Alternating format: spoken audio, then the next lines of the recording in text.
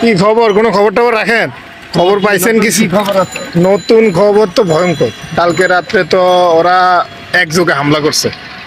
ইরানের পুরা জ্বালানি, তারপরে বিভিন্ন কারখানা, হ্যাঁ, মানে মেইন মেইন জায়গাগুলোতে একযোগে হামলা করছে।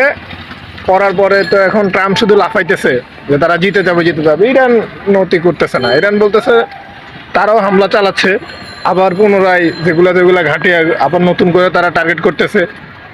এখন এটা তো ভয়ঙ্কর অবস্থা, বুঝছেন? ইরান বলতেছে না কোনো ছাড় নাই এবং কোনো মানে থামাথামি নাই। এরা বলতেছে যে সারেন্ডার করার জন্য, কথা বুঝছেন? ট্রাম্প শুধু বলতেছে যে তোমরা সারেন্ডার করো, সারেন্ডার করে বলো যে আমরা ভুল ছিলাম, এখন থেকে আমরা ঠিক আছি, তাহলে আর কোনো ইয়ে নেই। ওরা তো জীবনও এটা নতি স্বীকার করবে না, কথা বুঝছেন?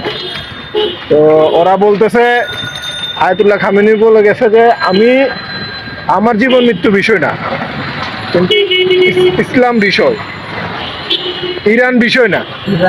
হ্যাঁ, বলছে যে ইরান থাকবে থাকবে না সেটা ম্যাটার করে না, কিন্তু আমাদের লক্ষ্য, আদর্শ, উদ্দেশ্য ওটা ঠিক থাকতে হবে।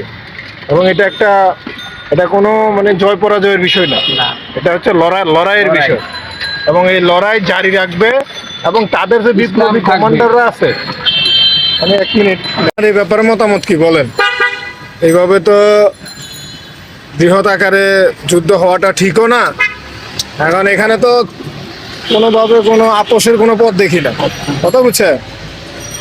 ইরানের যে বিপ্লবী গার্ডরা আছে না, মানে যে কমান্ডাররা, তারা কিন্তু একজন মারা গেলে একজনের জন্য আরেকজন কিন্তু বসে থাকে, মানে স্টেপ বাই স্টেপ তাদের কমান্ড চলে অটো, মানে এটা অটো সেট করা আছে।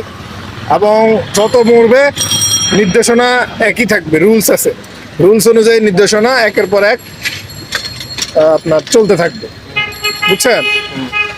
এটা হচ্ছে ভয়ঙ্কর বিষয়, তাদের জন্য একটা ভয়ের বিষয়। অনেক সময় ভাবে না যে নেতাকে মেরে ফেললে কোনোদিন ব্যবসায়ীতে হলো এই ব্যবসায়ী ঘুরা না।